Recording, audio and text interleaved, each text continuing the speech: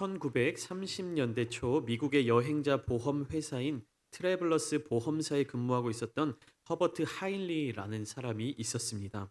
그는 자신이 근무하고 있던 보험사의 여러 가지 사례들을 분석한 통계 자료를 가지고 산업재해 예방의 과학적 접근이라는 제목의 한 책을 출판했습니다. 그는 회사에서 엔지니어링 및 손실 통제 부서에서 보조 감독자로 근무하고 있었는데 업무 성격상 많은 사고 통계를 접할 수가 있었습니다. 어디선가 사고가 나서 보험사 직원이 출동하고 그 사고 처리를 하게 되는 모든 결과와 통계가 이 사람의 손에 의해서 정리가 되었던 것이죠. 그래서 실제로 발생한 7만 5천여 건의 사고 사례 분석을 통해서 하나의 통계적 법칙을 발견하게 되었습니다. 그것을 1대 29대 300의 법칙이라고 하였습니다. 어, 표로 보여주시면 이것이 하인리의 법칙이라고도 불리는 내용입니다. 한마디로 정의를 한다면 맨 위에 작은 삼각형으로 보여져 있죠. 한 번의 대형 사고가 발생하기 전에는요, 어, 29번의 작은 사고, 그리고 그보다 더 앞서서 약 300번의 사소한 징후들이 나타난다라는 것입니다. 그러니까 큰 재해, 큰 사고, 큰 사건이 일어나기 전에는 항상 이러한 조짐이 나타난다. 그래서 큰 재해와 작은 재해, 그리고 사소한 사고의 발생 비율이 1대 29대 300 정도로 정리된다라는 것입니다. 내용은 이렇습니다. 예를 들면 우리가 사무실 청소를 할 때, 교회 청소를 할 때 바닥을 제대로 닦지 않아서 물기가 남아 있으면 사람이 그 물을 밟고 미끄러지기가 쉽습니다. 대부분의 사람들은 그냥 미끄러지고 아차하고 지나갈 뿐 별 문제가 생기지는 않습니다. 그런데 그 중에 어떤 사람들은 그 물을 밟고 넘어져서 찰과상을 입거나 멍이 들기도 합니다. 하지만 심한 경우는 어떻습니까? 어떤 사람은 뼈가 부러지는 골절상을 입기도 하고 잘못 떨어지는 경우 머리를 바닥에 부딪혀 뇌진탕을 일으키기도 합니다. 이처럼 같은 원인에 따라 어떤 사람은 부상을 입지 않는 사소한 사고에 그치지만 어떤 사람은 조금 더 경상의 그런 부상을 입거나 운이 나쁜 사람은 심각한 부상에 빠질 수도 있다는 것입니다. 하인리에 따르면 이와 같이 부상을 입지 않은 사고, 경상, 중상처럼 정도에 따라 발생한 횟수를 비교해 보면 일정한 비율이 나온다고 합니다. 그러니까 산업 재해로 인해서 중상자가 한 명 나올 경우 그 전에 같은 원인, 동일한 원인으로 발생한 경상자가 29명 있었고 부상을 당하지는 않았지만 같은 원인으로 경미한 사고를 겪었던 사람이 무려 300여 명에 이르는 것을 밝혔다라는 사실이 바로 이 하인리의 법칙으로 드러나고 있었습니다. 우리가 우리나라에서도 여러 가지 참 안타까운 사건과 사고들이 발생했었죠. 90년대에 상품 백화점 사고라든지 성수대교 사고라든지 이 사고가 발생하기 전에 조짐들이 보였다라는 것이에요. 백화점 내부에 벽에 금이 가는 거라든지 혹은 미세한 떨림이 있었다든지 먼지들이 막 이렇게 천장에서 떨어진다든지 그런 미세한 징조들을 발견하고도 조치하지 않았을 때 큰 사고로까지 이어진다라는 것입니다. 우리가 성경을 쭉 읽다 보면 특별히 이스라엘의 역사, 유다와 이스라엘의 역사, 그 왕들의 이야기가 담겨져 있는 이 성경들을 쭉 읽어 내려가다 보면 하인리 법칙에 딱 맞는 사례들을 발견할 때가 있습니다. 무엇입니까? 왕들이 왕위에 올라서 하나님의 뜻대로 이스라엘을 통치해 나가야 되는데 자기 시대에 혹은 그의 아버지나 조상들의 시대에 꼭 일어났던 악행들과 죄악들을 보면서도 경계하지 못했던 왕들의 마지막과 비참한 실패들을 우리는 성경을 통해서 발견할 수가 있습니다. 그들은 이 법칙을 알지 못했습니다. 깨닫지 못했습니다. 그들의 조상들의 사례들을 보면서도 어떻게 행해야 되는지를 몰랐습니다. 어떻게 행해야 복을 받고 어떻게 행하면 하나님 앞에 심판을 받는지를 충분히 그 이전의 사례들을 통해서 발견했음에도 불구하고 그들은 적용하지 못했습니다. 그러면 우리는 어떤가요? 여러분들은 어떠십니까? 이 성경 말씀을 통해서 우리에게까지 다가오는 이스라엘 왕들과 유다의 왕들의 이야기가 그냥 옛날 이야기처럼 느껴지십니까? 성경 말씀 속에서 나타나고 있는 이러한 모습들이 나와는 상관없는 이야기라고 생각이 드십니까? 만약에 그냥 성경 속에 나타나는 이 수많은 이야기들이 그냥 이스라엘과 유다의 땅에서 일어났던 그 옛날 먼 나라의 이야기구나. 나와는 상관없는 이야기구나. 그냥 다른 세계의 교훈 정도로 생각되신다면 여러분의 신앙생활은 늘 위험 속에 빠져 있는 것과 다를 바가 없습니다. 작은 불신앙과 자잘자잘한 잘못된 신앙관들이 방치되고 쌓여가게 된다면 지금 당장은 어려움이 없고 지금 당장은 별 탈이 없어 보이겠지만 후에는 우리가 감당할 수 없는 큰 어려움이 되어 찾아오게 될 것입니다. 제가 한번 솔로몬 왕에 대한 이야기를 나누며 말씀을 드렸었는데요. 내용이 기억나실지는 모르겠습니다. 성경을 쭉 읽어 가다 보면 열왕기와 역대기를 읽어 가다 보면 이스라엘의 왕들, 유다의 왕들, 이스라엘의 왕들의 이야기 속에서 거의 빠지지 않는 소재가 산당에 대한 이야기다라고 말씀을 드렸습니다. 그리고 그 문제의 시작이 솔로몬 왕이라고 설명을 드렸지요. 이 말씀을 전하며 간단히 설명드렸듯이 열왕기서에 나타나는 솔로몬의 통치 행적의 내용은 크게 세 가지 사건들이 서로 영향을 주면서 이야기가 진행됩니다. 첫 번째, 솔로몬이 이집트의 왕 바로의 딸과 결혼을 하였다. 그리고 이것은 다윗 왕이 주변 온 나라들을 평정하고 하나님의 크신 능력을 찬양했던 것과 대비되는 것으로 후에 솔로몬의 대적들이 애굽에서 나타나는 것에도 영향을 주게 되지요. 두 번째로는 건축 사업입니다. 솔로몬의 역사, 솔로몬의 어떤 왕정에 있어서 가장 큰 영향을 미쳤던 두 번째는요, 건축 사업입니다. 하나님의 성전을 지었고 그리고 자기 자신을 위한 왕궁을 지은 왕이었습니다. 그러나 그것으로 그친 것이 아니라 이방 여인들 그리고 이방 여인들이 섬기는 그런 이방 신들을 위한 여러 궁들, 여러 건물들, 건축물들을 함께 지었던 것이죠. 그리고 마지막으로 세 번째, 산당에서 제사를 드렸다라는 사실입니다. 처음에는 하나님을 위한 제사를 드리는 것으로 시작하였으나 후에는 이방 여인들이 가지고 온 우상 신들을 위한 산당들도 건축하며 그것들을 위한 제사도 지내게 되었습니다. 이것이 솔로몬이 어, 어, 행하였던 세 가지 큰 사건들입니다. 산당이 무엇입니까? 이스라엘 백성들이 출애굽하여서 가나안 땅에 들어갔을 때 그 가나안 땅에는 이미 기존에 살고 있던 원주민들이 있었습니다. 그 원주민들은 하나님을 모르는 사람들이었고 이방 신들을 섬기던 사람들이었죠. 각자 자신들이 터전을 잡은 그 자리 가운데에서 자기들이 신으로 섬기는 그런 우상들을 향하여서 제사를 드릴 장소가 필요했을 것입니다. 바로 그 우상을 향한 제사가 지내졌던 곳이 바로 산당입니다. 그런데 이스라엘 자손들이 출애굽하고 광야 생활을 마치고 가나안 땅으로 들어왔을 때 그들에게는 하나님 아직 성전이 세워지지 않았습니다. 하나님의 성전이 건축되지 않았죠. 그렇지만 하나님을 위하여서 예배를 드려야만 했습니다. 그래서 하나님께 예배를 드리기 위해서 사용했던 장소가 바로 산당이었습니다. 이스라엘 자손들이 가나안 땅에 들어가면서부터 존재했던 이방 신들을 위한 산당들도 있었고 그 이후에 이스라엘 왕들이 지은 산당들도 있지만 결론적으로 무엇입니까? 산당이라고 하는 것은요. 우상들을 섬기는 장소였다라는 것입니다. 그러나 하나님께서는 그 마음의 중심을 보셨던 것이죠.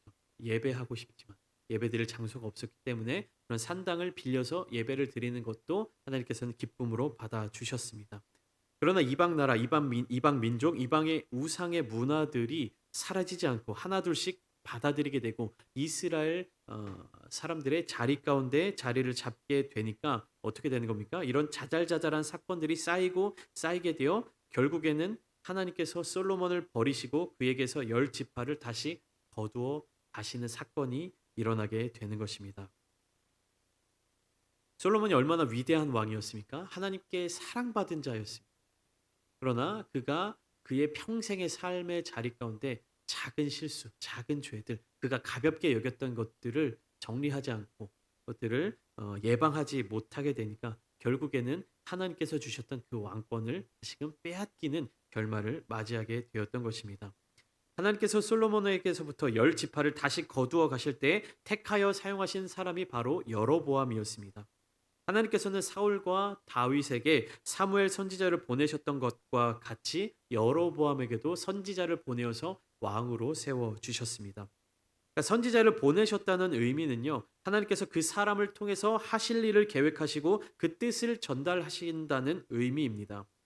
그러니까 무슨 말입니까? 선지자를 통해서 기름 부음을 받은 왕들, 선지자를 통하여서 세움 받은 그 사람들은요, 하나님의 분명한 뜻을 갖고 왕 위에 오르게 된다라는 것입니다. 하나님의 계획이 분명하게 있다는 사실입니다. 하나님이 사울을 왕으로 삼으셨던 이유가 무엇입니까? 사울에게 기름을 부어서 그를 이스라엘의 첫 번째 왕으로 삼으셨던 이유가 무엇입니까? 이방 나라의 압제들 속에서 그의 백성을 구원할 도구로 삼으시기 위함이었습니다. 이스라엘 백성들의 고통 소리를 들으신 하나님께서 그의 백성들을 구원하시기 위해 또 블레셋 사람들과 싸워 그들을 멸하시기 위해 아말렉 자손들을 멸하시기 위해 사울을 세우셨습니다. 그러나 사울은 하나님의 뜻을 온전하게 따르지 않았습니다.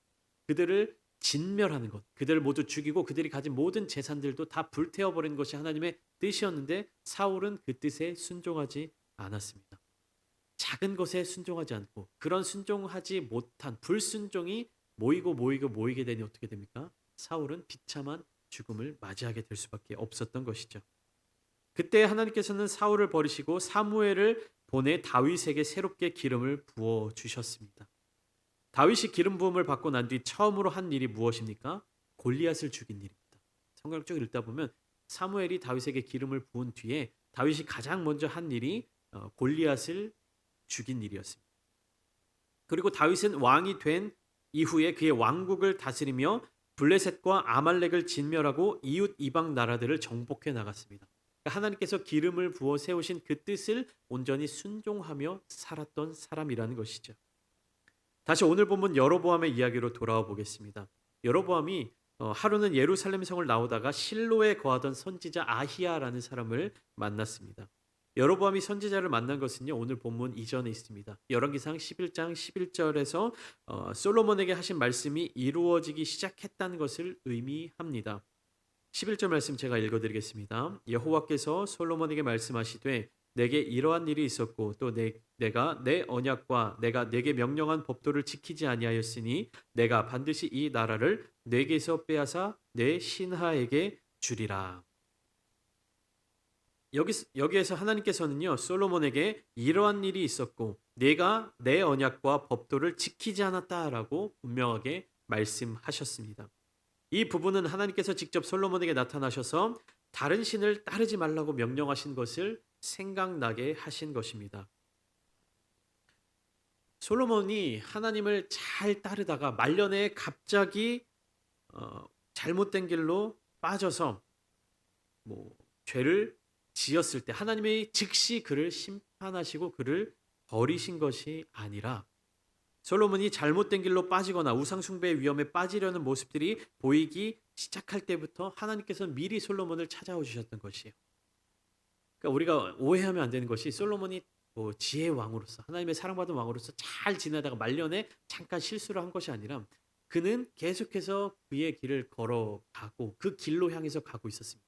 잘못된 길로 한 발을 들이고 또 잘못된 길로 다른 한 발을 들이고 그렇게 살아갔었습니다. 애굽의 왕 바로의 딸과 결혼한 것도 그렇고요. 그들을 위한 궁을 지어주고 그들을 위한 신전 산당을 지어준 것도 그렇고 한 걸음 한 걸음 잘못된 길로 빠져들었습니다. 그때마다 하나님께서는 솔로몬에게 찾아와 주셔서 그 길은 잘못된 길이야 경고해 주셨습니다. 하인리 법칙처럼 한 번의 큰 사건이 터지기 전에 작은 사고들, 경미한 사고들이 발생하는 것처럼 그때마다 하나님께서는요 솔로몬에게 알려주셨습니다. 바른 길로 인도해 주시고 처음 약속을 기억나게 하셨습니다. 또한 선지자를 보내주셔서 다시금 하나님의 뜻을 확인할 수 있도록 해주셨지만 솔로몬은 이방 여인들과의 혼인과 그들을 위한 궁을 건축하였고 또한 그들이 가지고 온 이방 신들을 위한 산당을 짓는 등 작은 문제들을 일으키고 방치하고 혼합하여 더 큰 문제들로 확장되게끔 죄를 키워나갔습니다. 오늘 본문은 하나님께서 선지자 아히야를 통해서 여로보암에게 이스라엘 10지파의 왕으로 세워주시겠다라는 그 말씀을 전하는 장면의 내용입니다. 여로보암의 통치가 시작되기 전 그와 언약을 맺고자 하시는 하나님의 뜻을 전하고 계신 것입니다. 조금 전에 함께 읽었던 이 11절의 말씀과 같이 여로보암은 솔로몬 왕의 명령에 따라 왕궁을 건축하고 성읍을 수축하는 일을 감독하는 왕의 신하였습니다. 그런데 그 왕의 신하가 왕을 대적하여 일어났던 것이죠. 이건 결국 무엇입니까? 반란을 일으킨 것입니다. 반역을 일으킨 것입니다. 근데 본문 28절 말씀에서는요. 여로보암을 이렇게 소개하고 있습니다. 28절 말씀 우리 함께 읽어보겠습니다. 시작.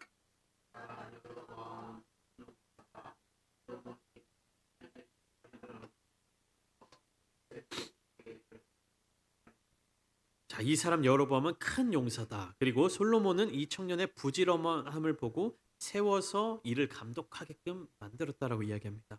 우리는 여기에서 하나님께서 솔로몬에게 내가 반드시 이 나라를 너에게서 빼앗아 너의 신하에게 주리라 하고 말씀하신 대로 이 예언의 말씀이 이루어져 가는 모습을 볼 수 있는데 그와 더불어 여로보암에 대해서 묘사하고 있는 성경의 이야기들을 잘 살펴보아야 합니다. 그렇지 않으면 우리 자신도 함정에 빠질 수가 있기 때문입니다. 28절 말씀에서 강조되고 있는 부분은 무엇입니까? 여로보암은 큰 용사이며 부지런한 청년임이 강조되고 있습니다. 그런데 중요한 것은요. 여로보암이 큰 용사이며 또 부지런한 청년이라는 이 사실은요. 하나님의 시각에서 본 것이 아니라 사람들의 시각에서 본 것입니다. 그러니까 솔로몬의 시각에서 본 것이죠. 재미있는 특징입니다. 사울도 어떻습니까? 다른 사람들보다 어깨 위만큼이나 컸더라. 그러니까 사울도 사람들이 볼 때 굉장히 풍채가 좋고 인물이 훤하고 잘생기고 왕 같은 사람이었다. 그러니까 왕이 될 만한 사람이었다라고 하는 사실이었습니다. 그리고 사무엘이 본 다윗의 형들 또한 용모와 키가 다른 사람들보다도 돋보였습니다. 근데 중요한 것은 무엇입니까? 그런 외모는 하나님께서 주목하여 보시는 것이 아니라는 사실입니다. 하나님께서 택하신 왕은 어떤 사람이었습니까? 그 마음이 하나님을 향하고 있던 사람이었습니다. 누구입니까? 다윗과 같은 사람. 다윗의 형들 키가 크고 외모가 출중한 사람들을 왕으로 삼으신 것이 아니라 그 마음이 하나님을 향하여 온전한 사람이었던 다윗을 왕으로 삼아 주셨다라는 사실입니다. 때때로 우리는요, 우리가 잘나서 하나님께 쓰임을 받는다고 생각할지도 모르겠습니다. 그리고 나의 능력이 뛰어나서 성공하고 인정받고 있다고 생각할 수도 있습니다. 하지만 나의 능력이 뛰어난 것이 아니라 나를 써주시는 하나님의 능력이 위대하신 것입니다. 우리 삶에 있어서 무슨 일을 하든지 이 사실을 기억한다면 우리는 교만할 수가 없습니다. 하나님을 떠날 수 없습니다. 날마다 하나님의 음성을 구하며 살아가게 될 것입니다. 저는 이 묵상이 저에게 참 큰 위로가 됩니다. 제가 말씀을 준비하면서 제가 이 말씀을 전하면서 저의 능력으로 이 말씀을 전할 수 있다면 저는 몇 주를 버티지 못할 것입니다. 그러나 하나님의 능력으로 나의 능력이 아니라 하나님의 능력으로 이 은혜를 함께 전할 수 있기 때문에 저는 계속해서 이 귀한 일에 쓰임받을 수 있는 것입니다. 때때로 우리 삶에 위기가 있습니다. 마음이 무너질 때가 있습니다. 낙심할 때가 있습니다. 그러나 나의 능력을 의지하면서 나의 능력을 바라보면서 나아가는 것이 아니라 나를 귀하게 사용해 주시는 나와 함께 해주시는 그 하나님의 능력을 의지할 때 우리는 낙심하더라도 다시 일어날 수 있습니다. 우리는 쓰러지더라도 넘어지더라도 다시 일어나 달려나갈 수 있습니다. 여로보암이 하나님께 택함을 받아 북이스라엘의 새로운 왕이 된 것은요. 그가 잘났기 때문이 아니라 솔로몬 왕의 실수와 죄악이 있었기 때문이었습니다. 만약에 솔로몬이 하나님을 떠나지 않고 그의 아버지 다윗 왕과 같이 하나님을 사랑하고 하나님의 말씀에 순종하여 하나님의 법도와 명령을 잘 지켰다면 여로보암은 그냥 평범한 솔로몬의 신하 중에 한 사람으로 생을 마감했을 것입니다. 우리는 반드시 이 사실을 기억해야 합니다. 그런데 여로보암이 큰 용사였다. 부지런한 사람이었다. 대단한 사람이었다라는 그러한 수식어를 그 사람을 수식하는 그 단어들을 보면서 하나님을 바라보는 것이 아니라 그 사람을 세워주신 하나님을 바라보는 것이 아니라 그 사람 자체를 보게 된다면 그 사람 자체를 주목하게 된다면 나를 이곳까지 인도해 주신 하나님을 의지하는 것이 아니라 내가 가진 능력을 의지하게 된다면 그렇다면 하나님께서 우리에게 주신 뜻과 사명은 점점 잊혀져 가게 되며 하나님과의 관계도 점점 멀어질 수밖에 없습니다. 여러분 내가 부족하다고 느껴지십니까? 내 자신이 연약하다고 느껴지십니까? 그것으로 말미암아 감사하십시오. 연약한 자들을 들어 쓰시는 하나님께서 우리와 함께 하십니다. 내가 잘나서 내 능력을 의지하고 살아가는 사람들에게는요, 하나님께서 들어가실 공간이 없습니다. 그러나 내가 연약하고 내가 부족하고 내가 한계에 부딪히고 내가 힘에 겨울 때 그때 하나님께서 우리를 사용해 주십니다. 여로보암을 만난 아히야 선지자는 자기가 입은 새 옷을 잡아 12조각으로 찢고 여로보암에게 10조각을 주면서 이렇게 이야기합니다. 오늘 본문 31절과 32절 말씀입니다. 여로보암에게 이르되 너는 10조각을 가지라. 이스라엘의 하나님 여호와의 말씀이 내가 이 나라를 솔로몬의 손에서 찢어 빼앗아 10지파를 내게 주고 오직 내 종 다윗을 위하고 이스라엘 모든 지파 중에서 택한 성읍 예루살렘을 위하여 한 지파를 솔로몬에게 주리니. 솔로몬의 죄악으로 말미암아 그 손에서 나라를 빼앗기로 결정하신 하나님께서는 솔로몬의 아버지인 다윗 왕과의 언약을 기억하셔서 솔로몬과 예루살렘을 위해서 한 지파를 남겨두셨습니다. 여로보암은 선지자 이 말을 통해 하나님이 자기에게 이스라엘 나라를 맡기신 그 이유를 깨닫고 기억해야만 했습니다. 솔로몬이 하나님께 죄를 지었고 하나님과의 관계가 끊어졌구나. 그래서 하나님께서는 그의 손에서 왕위를 빼앗아 나에게 맡겨주신 것이구나. 그런데 그 모든 나라를 빼앗으신 것이 아니라 그 아버지 정말로 하나님을 진실되게 섬겼던 다윗을 기억하셔서 그에게 두 지파를 남겨두셨구나. 이것을 여로보암은 기억해야만 했습니다. 그리고 또 하나님께서는 솔로몬의 나라를 여로보암에게 나누어 주시는 이유를 33절에서 분명하게 알려주셨습니다. 이는 그들이 나를 버리고 시돈 사람의 여신 아스타롯과 모압의 신 그모스와 암몬 자손의 신 밀곰을 경배하며 그의 아버지 다윗이 행함 같지 아니하여 내 길로 행하지 아니하며 나 보기에 정직한 일과 내 법도와 내 율례를 행하지 아니함이니라. 솔로몬은 하나님을 버리고 이방 신들을 경배하였습니다. 그리고 그의 아버지 다윗과 같이 행하지 않았으며 하나님의 법도와 율례를 지키지 않았습니다. 그래서 하나님께서는 솔로몬의 왕위를 여로보암에게 옮기셨습니다. 그리고 더욱 확실한 증표로 여로보암과 새로운 다윗 언약을 약속하십니다. 본문 37절과 38절 말씀에 이렇게 기록되어 있습니다. 내가 너를 취하리니 너는 내 마음에 원하는 대로 다스려 이스라엘 위에 왕이 되되 내가 만일 내가 명령한 모든 일에 순종하고 내 길로 행하며 내 눈에 합당한 일을 하며 내 종 다윗이 행함 같이 내 율례와 명령을 지키면 내가 너와 함께 있어 내가 다윗을 위하여 세운 것 같이 너를 위하여 견고한 집을 세우고 이스라엘을 내게 주리라. 여로보암에게 왕위를 주시겠다라고 말씀하시면서 누구의 이야기를 가져오십니까? 알려주십니까? 다윗의 이야기를 알려주십니다. 그러니까 하나님께서 택하여 왕이 된 사람의 기준이 누구에게 있는 겁니까? 다윗에게 있는 것이. 그러니까 여로보암은요, 자기가 왕위에 오를 때 기준을 어디에 두어야 되는 것입니까? 다윗에게 두어야 되는 것이. 내가 솔로몬보다는 낫지. 내가 솔로몬보다는 잘하지. 이미 실패한 하나님께서 버리신 그에게서 왕위를 빼앗으신 솔로몬에게 비교의 어떤 대상을 두는 것이 아니라 하나님께서 기준을 정해두신 다윗 왕을 바라보아야 했었습니다. 이 오늘 보면 37절과 38절에 하나님께서 하신 말씀은요, 에덴 동산에서 하나님께서 아담과 하와에게 주신 말씀과 비슷합니다. 하나님께서는 37절에 여로보암에게 말씀하셨죠. 너는 네 마음에 원하는 대로 다스려 이스라엘 위에 왕이 되되.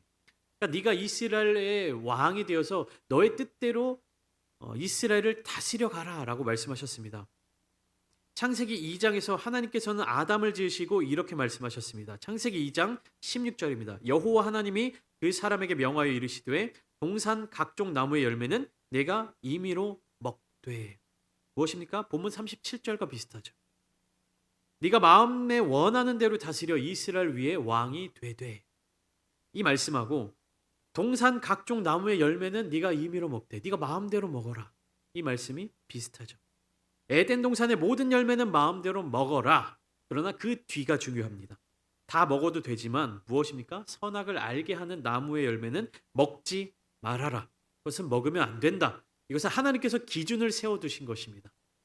분명하게 명령하신 것입니다. 모든 것을 허락하였으나 단 한 가지를 금지하신 이유는 바로 그 한 가지로 말미암아 창조주 하나님과 사람의 관계를 인식하게 하신 것입니다. 네가 마음대로 먹고 마음대로 하고 네가 하고 싶은 모든 것은 하지만 이것만은 안 돼.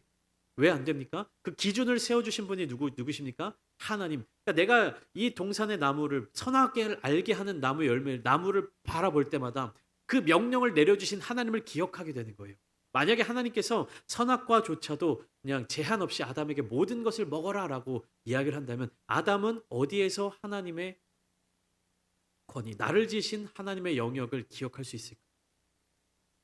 그 선악을 알게 하는 나무를 눈으로 볼 때마다 하나님께서 저것은 나에게 먹지 말라고 하셨어 라는 하나님의 권위를 인정해야만 하는 것입니다. 여로보암에게 이스라엘을 주시면서 다윗 언약을 새롭게 하시는 이유도 이것입니다. 이스라엘의 영원하신 왕 되신 하나님과 이스라엘 민족과의 관계를 계속해서 인식하기를 원하셨던 것이에요. 내가 너를 왕으로 세워준 거는 너의 뜻대로 이스라엘 백성들을 다스리라는 의미가 있지만 그 너의 맘대로 하라는 이야기가 아니다. 너가 기준을 삼고 다스려야 될 그 법칙이 어디에게 있느냐, 누구에게 있느냐, 나에게 있다. 라는 그 사실을 하나님은 기억하기를 원하셨던 것입니다. 말씀을 시작하면서 전해드린 하인리의 법칙을 기억하실 것입니다. 큰 사고가 나기 전에 그 징조들이 보인다는 통계 법칙이죠. 우리의 신앙생활도 마찬가지입니다. 영적으로 큰 어려움을 겪거나 신앙생활의 큰 위기에 빠지게 되기 전에는요, 반드시 그 조짐들이 나타납니다. 반드시 그 증상들이 나타나게 돼요. 그냥 한 번에 갑자기 하나님이 나를 버리셨어. 내 삶의 예배가 이루어지지 않아. 나 하나님이 내 기도를 들어주시지 않는 것 같아. 라는 그런 영적인 낙심이 한 번에 찾아오지 않습니다. 반드시 전조 증상들이 나타나게 됩니다. 그때 우리는 무엇을 선택하느냐?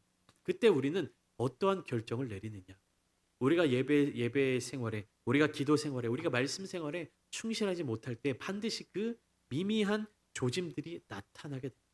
근데 그 조짐들을 경계하지 않고 그 조짐들이 일어났을 때 즉각적으로 하나님께 반응하지 못했을 때 큰 신앙생활의 위기에 봉착하게 되는 것입니다. 사랑하는 성도 여러분, 하나님께서는 여로보암을 부르실 때 내가 너를 취하리니 내가 너를 취할 것이다 라고 말씀하시면서 이스라엘의 왕위를 넘겨주셨습니다. 내가 너를 취할 것이다. 이 말은 무엇입니까? 너를 내 것으로 삼았다. 여로보암은 왕위에 오르면서 내가 이스라엘의 왕이 됐다라고 생각하는 것이 아니라 내가 하나님의 것이 되었다. 내가 하나님께서 세워주신 왕이 되었다. 내가 하나님의 뜻대로 이스라엘을 다스리는 자가 되었다라는 고백이 있었어야 했습니다. 그는 하나님께 취한 바 된 삶을 살아야 됐습니다. 그는 하나님의 손에 붙들림 바 된 삶을 살아야만 했습니다. 그러나 그는요, 하나님의 이 말씀에 귀를 기울이지 못했습니다. 내가 너를 취하리니 다윗과 같은 왕이 되어라 라는 이 하나님의 말씀을 붙들고 살아가지 못했습니다. 그 하나님께서 오늘날 우리들에게도 복을 내려주시며 또한 많은 것들을 허락하여 주시며 내가 너를 취하리니 라고 말씀하십니다. 내가 너의 하나님이 되고 너는 나의 백성이 되고 너는 내 것이다 라고 하나님께서 분명하게 말씀하십니다. 성경 속 많은 왕들이 하나님을 온전히 바라보지 않으며 하나님께서 주시는 복과 권력만을 누리며 살아갔습니다. 우리는 하나님께서 주신 복을 누리면서 살아가면서 정말로 하나님께 속한 백성으로서 살아가고 있습니까? 하나님께서 우리에게 주시는 그 명령과 그 말씀에 귀를 기울이고 있습니까? 하나님이 우리의 삶의 자리 가운데 작은 것으로 순종하기를 요청하시는데 괜찮겠지. 순종하지 않아도 괜찮겠지. 이 정도는 괜찮겠지. 라는 마음을 가지며 신앙생활을 해 나가십니까? 여러분, 신앙생활은요, 내가 좋은 대로 하는 것이 신앙생활이 아닙니다. 하나님이 원하시는 삶의 방향대로 우리를 맞추어 가는 것이 신앙생활입니다. 우리의 삶의 모습 속에서 내가 원하는 방향 속에서 하나님을 이용하고 하나님께서 주시는 복을 이용하는 것이 신앙생활이 아닙니다. 하나님께 온전히 소속되지 않았던 왕들과 그 결말이 어떠하였는지 우리는 알고 있습니다. 성경 말씀을 통해서 우리는 배웠습니다. 오늘 말씀 가운데 여로보암을 찾아가 주신 하나님께서 이렇게 귀한 명령을 내려주셨는데 여로보암은 그 말씀을 기억하지 못했습니다. 그래서 여로보암의 가문도요 마찬가지로 솔로몬과 마찬가지로 다른 사람에게 그 왕위를 빼앗기게 됩니다. 우리의 삶의 자리 가운데 하나님의 말씀을 붙들며 살아가십시오. 하나님의 그 음성을 기억하시며 그 음성에 귀를 기울이며 나아가십시오. 교회에 모이기에 힘쓰며 하나님의 음성 듣기를 구하며 나아가십시오. 우리에게 있는 작은 실수들이 쌓여서 큰 죄로 이어지지 않도록 날마다 주님을 붙들며 나아가기를 소망합니다. 우리는 홀로 설 수 없습니다. 그렇기에 주님께서 날마다 우리와 함께하여 주시며 이 귀한 공동체를 우리 가운데 보내주신 것입니다. 하나님의 그 음성을 잊지 않으시며 하나님의 그 음성을 들을 수 있는 귀를 열며 날마다 주님과 동행하며 하루하루를 살아가십시오. 그 하루하루의 삶이 쌓여서 우리의 인생이 되고 우리의 미래가 되고 우리가 하나님의 나라를 가는 그날까지 주님과 동행하는 귀한 한 걸음이 될 줄 믿습니다. 그렇게 주님을 날마다 기억하며 하루하루의 삶을 살아감으로 말미암아 하나님께서 주시는 복과 은혜를 놓치지 않으며 충만하게 누리며 살아가시는 저와 여러분들이 되시기를 예수님의 이름으로 축원합니다.